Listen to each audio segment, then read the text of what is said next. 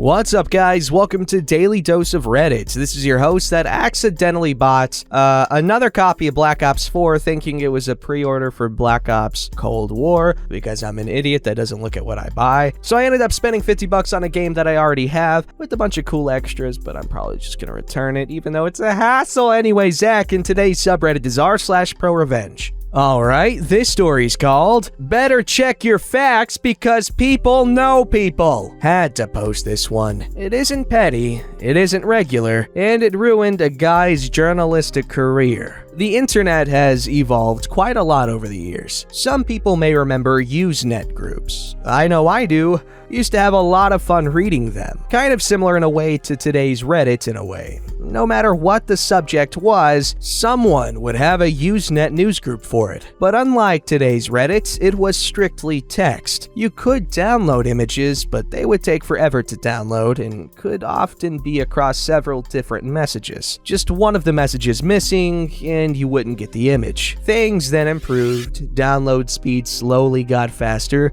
and then there was IRC that came about. IRC saw the same thing. There was a chat room for anything and everything, and if there wasn't, you could clearly create it. If you were to try to watch a video over the internet back then, it could take you a couple of hours to download a music video. You get the idea. This is important for the context of the story. I was a writer on a couple of wrestling newspapers during the mid to late 90s. We only published our newsletters online. You could have it emailed to you or go to a website to read it. Think we hosted on GeoCities or Tripod. Both wrestling newsletters were independent of each other, and I used different nicknames on each. One was more a review and preview newsletter, where we would post reviews of the most recent shows and events, talk about current feuds, and talk about what we may think will happen in the next big event. The other newsletter was a news and rumors newsletter, with a few fun puzzles and competitions thrown in to keep things interesting. At the time, you had a few big-name wrestling news and rumors websites and a handful of small ones. I was a writer on one of the small ones. Sometimes we would get news and rumors from the big-name websites,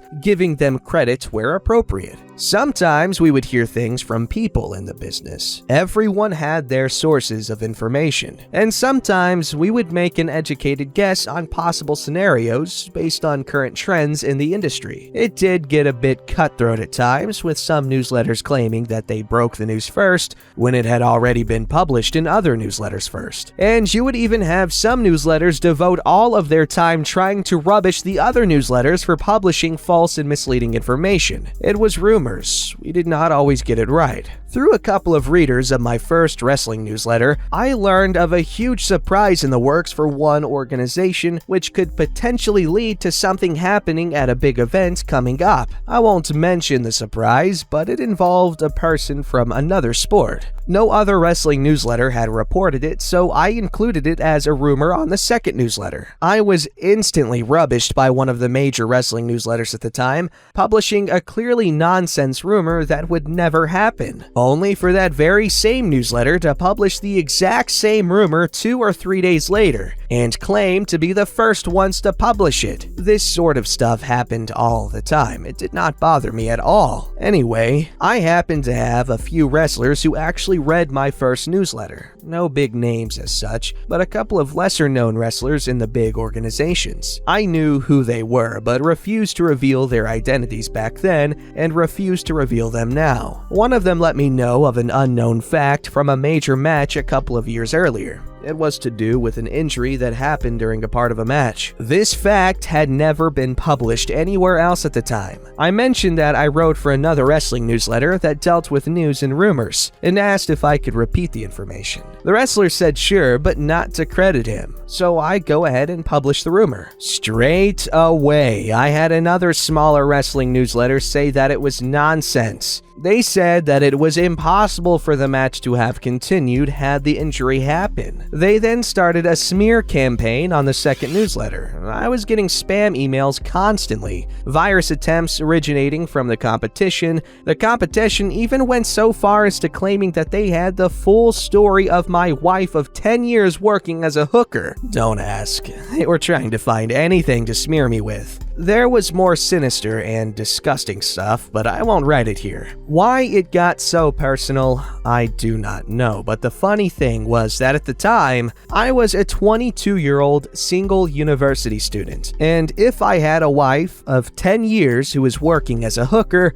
I would have had to marry her when I was 12. But his smear campaign was working. Our readership dropped by nearly 50%. It was time to get some revenge, although I had no idea just how far the revenge would end up reaching. Firstly, I approached one of the bigger wrestling newsletters. They would often run ads at the bottom or rear of their newsletters for affiliated newsletters. I organized a new affiliation with them, removing an affiliation they had with the competition. Small potatoes. I started promoting the second newsletter heavily on Usenet in some of the wrestling groups, which ultimately led to an increase in our email subscription base, greater than it was before his smear campaign. This negated any effect that his smear campaign had, but I was hungry for more. I wanted to shove it where the sun don't shine. So I contacted those wrestlers who read my first newsletter. I explained the situation to them and they were happy to help out. It took a couple of weeks, but eventually I was able to post a link to a 15-second video, hosted on a GeoCities website as well as on a Wrestling Usenet group, where the wrestler at the center of the injury rumor not only confirmed it, but gave a shout out to my second newsletter. While it validated me and my information, it still didn't shut the other guy up. Finally, a break. While the guy used an alias for his newsletter, he did actually mention his name a couple of times, and where in the US he attended university. Using this information, I was able to get a friend in the US to do some searching for me, attended that very same university, and discovered that the guy had actually completed a journalism degree several years earlier. Further research indicated that he was now working as a reporter for a regional newspaper in the US. His wrestling newsletter must just be a hobby, so I decided to send all of the information I had, his smear campaign, etc., to the newspaper office. I don't know what, if anything, it would do, but it was worth a shot. About a month later, I got an email back from the newspaper thanking me for the information. They discovered that he was using the newspaper system to run the wrestling newsletter, which was against their policy, so they fired him. And because the newspaper was part of a chain of regional newspapers across the US, he was going to struggle to find another journalism job. The newsletter got shut down as well, because without the newspaper system to run it, the guy had no way of continuing with the newsletter. Side note, I ended up finishing with my newsletters not long after anyway. The first newsletter, as I was just a writer for it, I finished up with when the owner of the newsletter decided to close it down.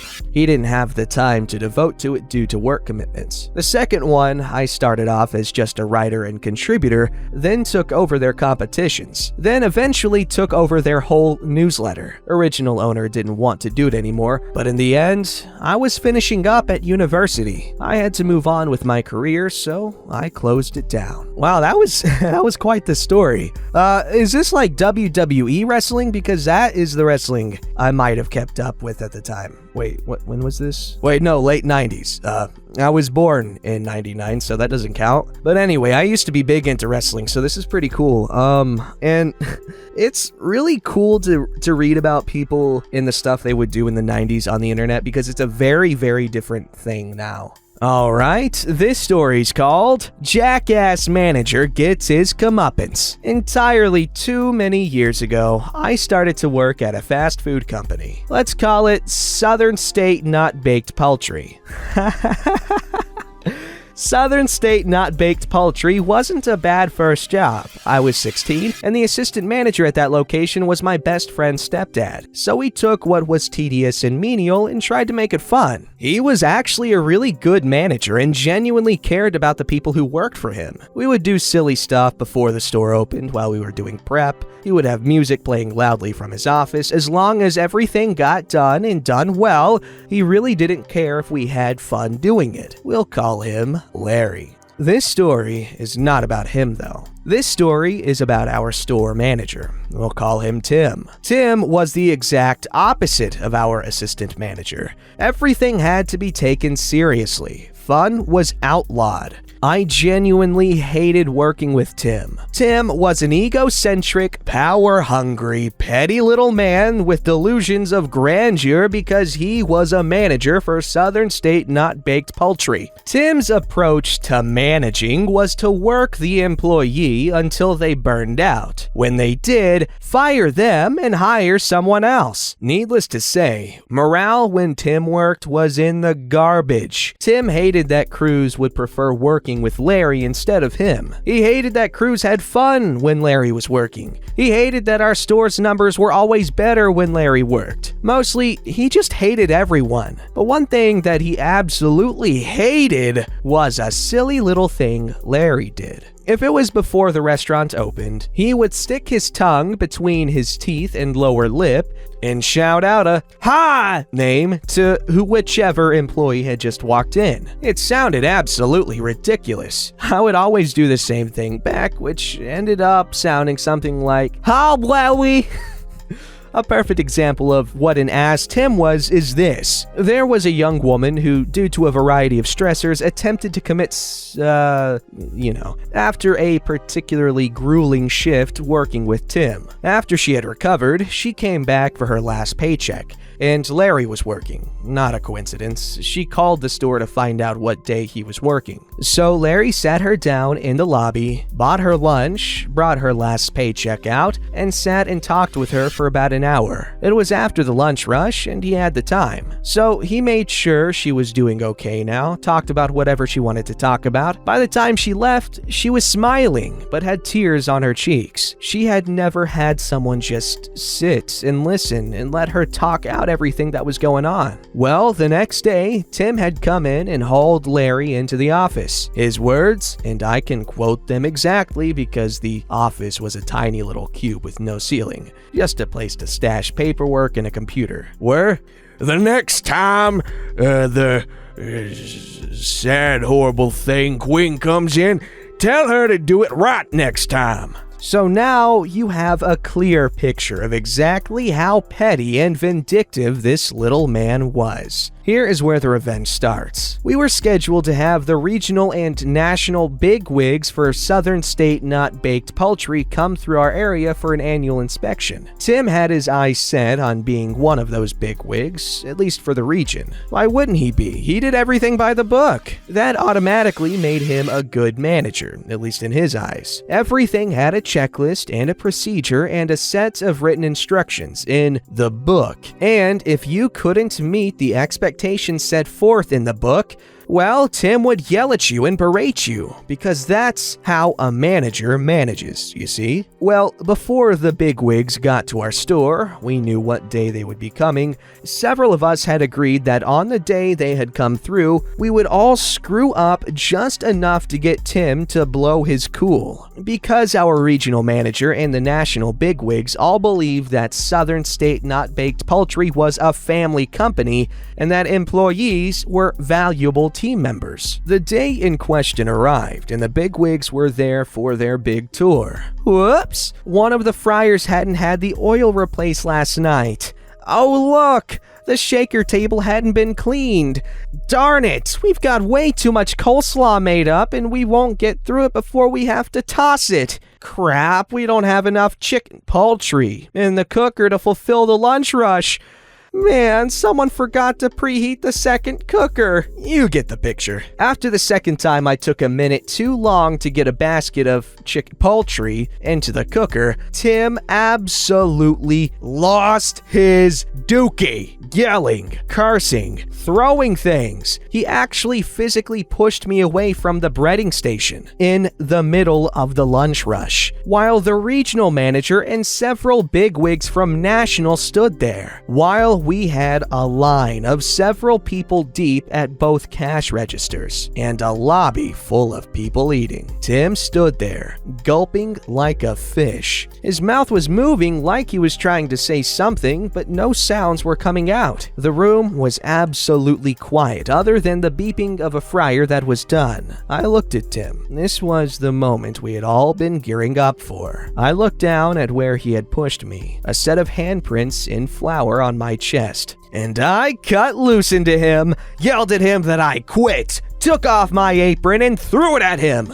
Told him I was tired of his abuse, of his poor management, of how he single-handedly drove morale through the floor every time he walked through the doors. How he was a crappy excuse for a manager, and that if he didn't have Larry and a couple of good shift leads, he'd have driven the location out of business a long time ago. All the color drained from his face, and he bolted to the office cube. The national and regional folks ended up comping everyone's meals that were there in the restaurant. Interestingly enough, Tim was not fired, but he was demoted to assistant manager. Larry was promoted to manager. About 10 years later, I was working at my current job as an EMT. We had just dropped a patient off at the hospital that was across the street from the same restaurant, and my partner was hungry, so we drove across the street and pulled in. Now, I hadn't set foot in that restaurant since the day I had quit, but lo and behold, who is working the counter but Tim himself? And his name tag still shows assistant manager. The restaurant was empty since it was between lunch and dinner time, and I just couldn't help myself. I stuck my tongue between my teeth and lower lip, and as loud as I could, shouted out, "Hot Tim!" Haven't been back there since, but that was around 12 years ago. I'm willing to bet he's still just the assistant manager there. That's a pretty satisfying revenge. That was a really good ending too. Hot Twim! I love that so much. Good revenge. Thank you for sharing. Okay, so lately, you know how I like to do the whole wholesome story at the end of every revenge episode? Well, that's hard, as you know. I've complained about it a lot, because I complain about things. It's what I do. Anyway, this time I actually do have a wholesome story for y'all, and it's called... No, it's an Ask Reddit thread, but it's a response to a question that is, what's the most wholesome experience you've had with a stranger? And here is a comment from that thread. I was in the hospital, knowing I'd be there for at least a week, and possibly more. I was sick of hospital food, so I went downstairs to go across the street to the hospital subway. I was pretty far back in the hospital. 6th floor, back side of the building, labyrinth of staircases and hallways to get out the front door. The walk from there to subway took almost 15 minutes, even though it was just across the street. I waited in line, got up to the counter to order, and realized I'd left my wallet in my room. I ordinarily keep my wallet in my back pocket, but there was no need to in the hospital since I was in my bed most of the time. I was exhausted mentally by that point from the stay, told them I'd forgotten the wallet, and turned to make the trek all the way there and back again. All of a sudden, a nurse behind me bought my food for me, saving me the trip and the money. I thanked him profusely. That was years ago, but I will never forget that act of kindness. That is so nice! Good guy, nurse. I remember back when I was a little kid, I was on a plane ride from Oklahoma to New York. The plane had TVs in them, and to access them, you needed to use a credit card, and I kept asking my mom to, come on, it's only a couple of dollars, and she's like, no, your dad's gonna get mad. And I'm gonna be like, come on, and I wouldn't shut up about it. And then the lady next to us, she was like, oh, I got it, and then she did it. And at first, I thought it was nice, but looking back a few years after that, I was like, oh, she was probably just freaking annoyed with me. But regardless, she did something really nice, and I appreciate it because I had a lot of fun, because that was the first time I'd ever been on a plane with a TV. Moral of the story, don't sit next to kids on planes. Don't forget to like, subscribe, and hit that bell to never miss an episode.